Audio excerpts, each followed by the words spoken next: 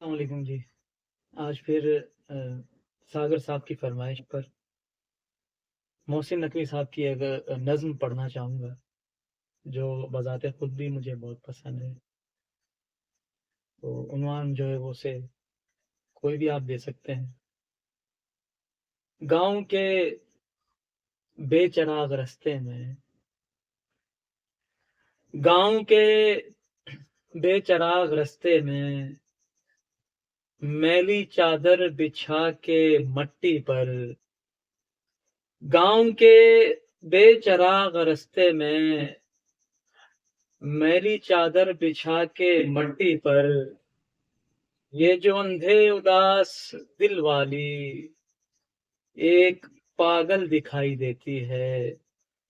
گاؤں کے بے چراغ رستے میں، میلی چادر بچھا کے مٹی پر، یہ جو اندھے اداس دل والی ایک پاگل دکھائی دیتی ہے، جس کی بے ربط گفتگو اکثر، جس کی بے ربط گفتگو اکثر بام و در کو سنائی دیتی ہے، جس کی آنکھوں میں رات ڈھلتی ہے، جس کی شہرک کے ڈھلتے موسم میں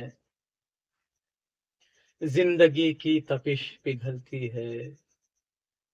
جم گئے جس کے خواب چہرے پر جھریاں بے حساب چہرے پر، اور کانپتے ہاتھ جن کے سائے سے،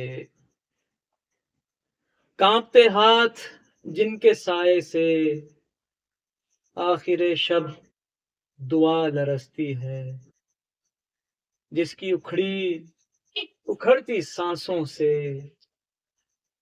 روز و شب کے بھون گریزاں ہیں۔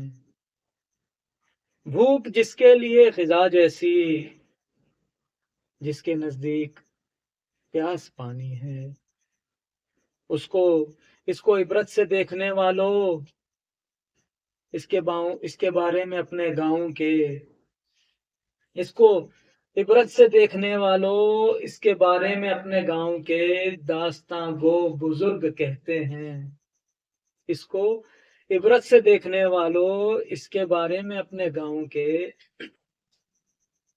داستاں گو بزرگ کہتے ہیں۔